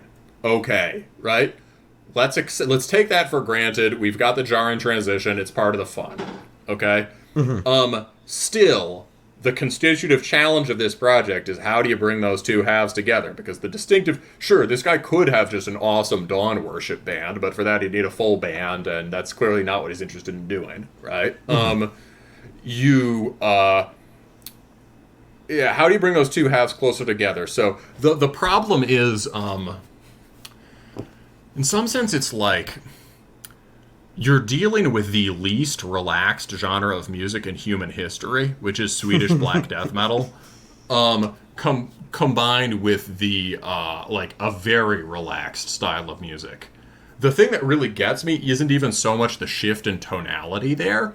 Like, it's the way that the drums sink into this sort of stoner rock pocket groove. Dum, dum, dum, dum, dum, dum, slow syncopation, doom kind of thing. And I like, there's a noodly quality to the guitar, but that's fine. He's, like, soloing, and it's, like, a pretty cool solo. But, like, the guitar is being played in this sort of loose, let your balls swing in your bell bottoms kind of way, right? And, like, that, like... It's very, very far from, the boys in Dawn with the, in the throne room with the dude with his collar all the way buttoned up, scowling from the throne, and the halberds behind him. And like, there's got to be some way to integrate this more. So it could even just be, for me, like, could you do the bluesy parts but more intense? Well, I think... I think... or how do you make the Dawn stuff sound more stoned? On which I have a few suggestions, but, Well, I think the answer is kind of in the sample already. Like, the one thing you skipped over, which was that kind of, like, brief, slowed down melodeath passage right before the solo kicks in. I think that sort of thing could be used as a great sort of connective tissue between the disparate ends. I agree, and I think that my next sample will deal with that. That is a thing. But even so, I'd just like, you're playing extreme metal. I'd like to hear more intensity in the bluesy stuff. It doesn't even mean changing the tempo per se. Just like, I was thinking a good comparison would be the solo on the first track. There's an awesome solo on the first track. It does noodle a little bit at the end, but again, it's good noodling. And it would sound less noodly if this is on the end of Ascending Temple. If he just played it harder. And I was thinking of, like, good parallel, someone who nails this in terms of having, like, free-flowing rock and roll type soloing that feels like extreme metal is Rich Walker from Solstice. Okay. I suspect Solstice is an influence here. But, like, if you could solstice it out, more in terms of just this, like, balls to the... Instead of balls swinging in the bell bottoms, balls to the wall intensity, that would suture it up a bit. Yeah, I mean, and honestly, not to harp on it too much, a lot of it might come down to production. A lot of this just would... This is a guy fighting against the tide of this production. Well, and if he had a drummer, the drummer could make that part. You could have a similarly swaggery rhythm, and the drummer could probably make it heavier, right? Yeah. I mean, you'd be able to swing it out in a more natural way without a drum machine. Okay, so for me, A Serpent in the Violet of Dusk. This is really just kind of a cool set of Swedish Black Death riffs. I have ideas for where they may come from. I've been leaning into Sacramentum for a lot of the Black Death stuff on this, but you would know better than me. And this also has another great, hilarious, awesome solo on it. And this is just where I have my affection for this record. It's just the energy is really infectious on it. And it's hard to deny the sense of fun across this whole thing. All right.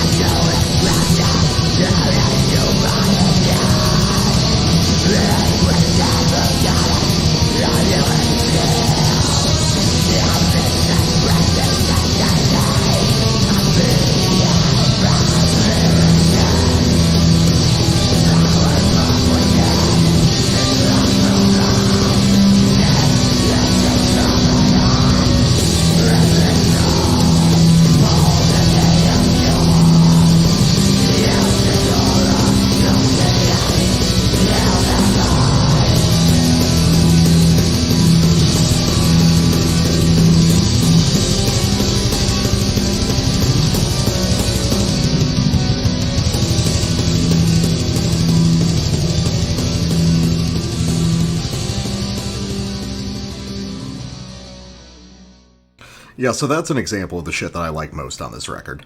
Like, yeah, that was all sick. There was some higher intensity solo in there too. Yeah, well, that solo's really cool. You know, he's doing that little staggered, like, upbeat phrasing, you know, when he first punches in with it. Actually, what the solo reminds me a lot of is a band we've mentioned a couple times on the show, which is Ill Disposed from Denmark, who do melodic death metal, but with this, like, absurdly over-the-top kind of masculine swagger to it.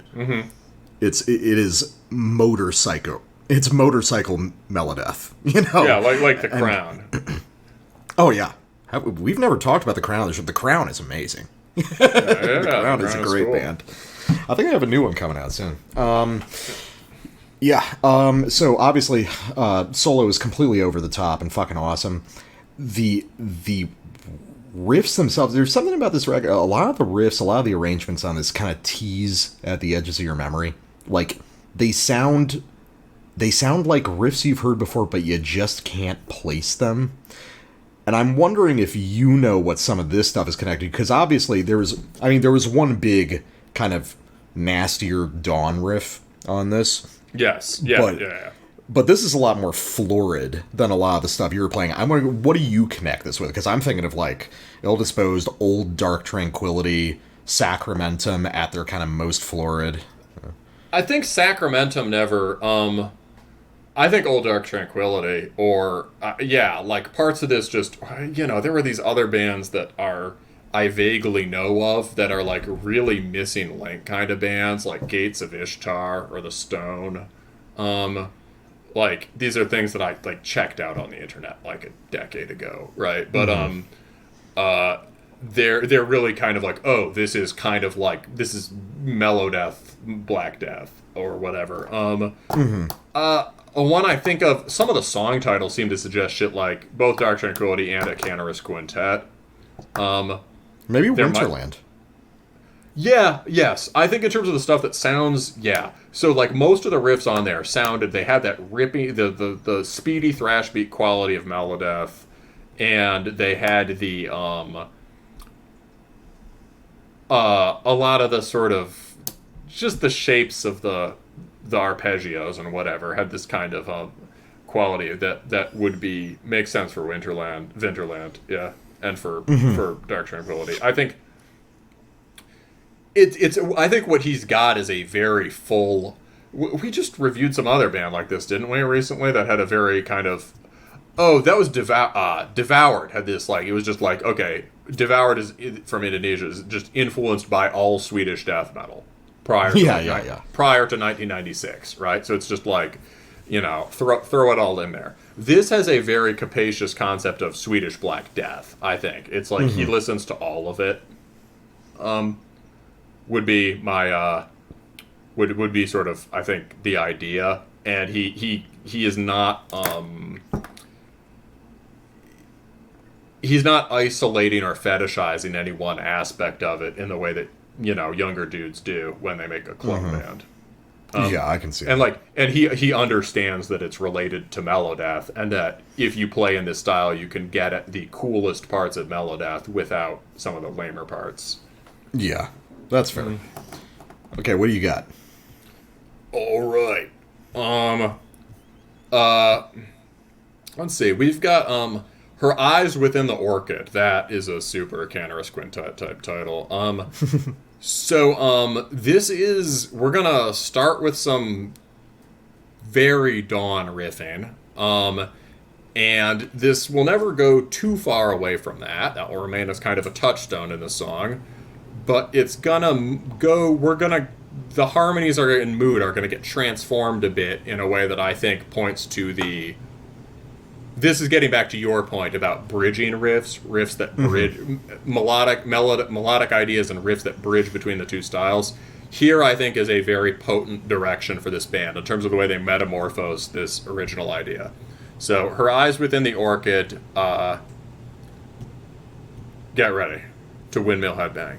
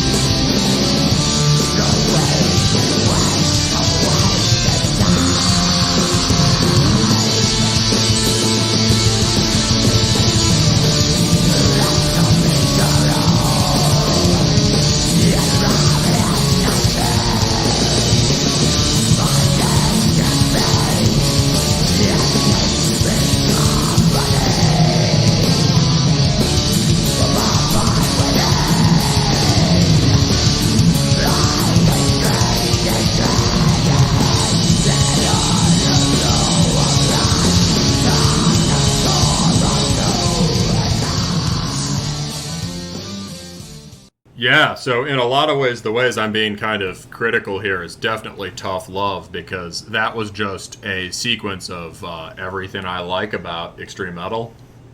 Oh, yeah, it's just insanely And metal fun. in general, and, like music. So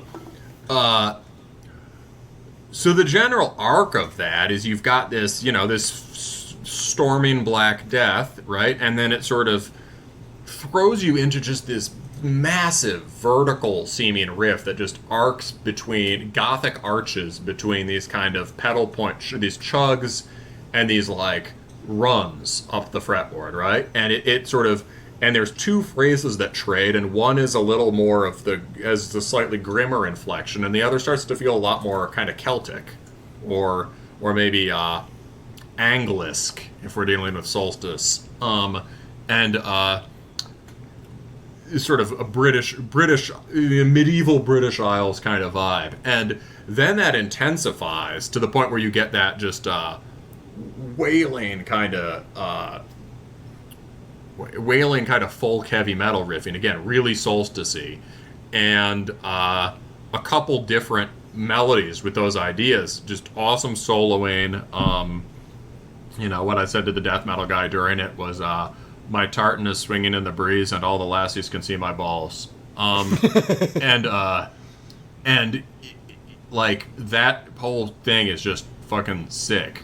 And what is happening there in part is that the rock and rollisms are coming in not so much as bluesisms, but in conjunction with the more pentatonic feel of the Celtic-y or British-y stuff. And that harmonic space of like medieval European pentatonic can work as a bridge between the more kind of severe Scandinavian stuff and the more kind of swaggering Americana stuff.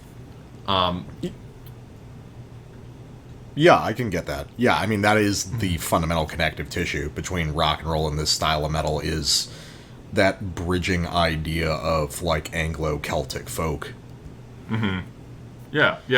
Just pentatonic scales and shit. So I think that part, I think that whole sequence is just brilliant. And I think if you could fire more like that throughout, it would be tighter. Yeah, I can see that. And I'll wrap things up with my sample. This is off an Empire of Order, Silver Twilight, Golden Dawn. Ah, love that. That's so absurd. It's great. And you know what? Here you go. This is just totally self-indulgent.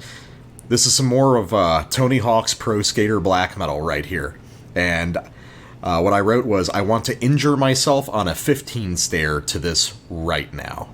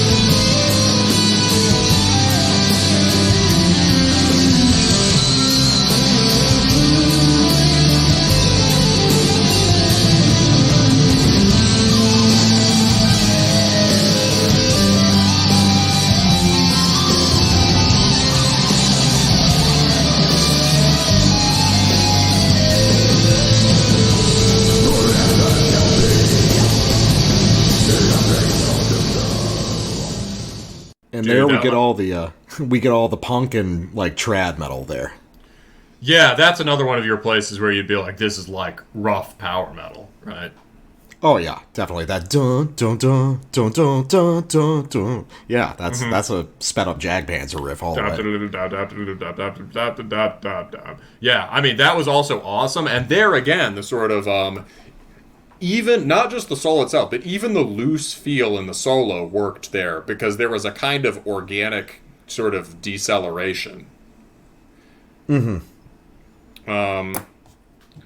yeah, no, that whole part rips. Yeah, no, I love the arrangement of just like, fuck it, we're late in the album. Let's just rip out all these kind of punky riffs right here. Let's do. let's kick flip while wielding swords unsafely. Yes, I think that is what he. I think that the lyrics at the end were about that. This is certainly Sword Boy music. Absolutely, this is definitely a jam for the Sword Boy summer. Yes. And the last thing I want to say is just like one of the great unique things about this band. I feel is like is if he played a live show with a band, I think that like if you sort of ironically shouted "Freebird" from the audience, they could play it on the spot with blast beats.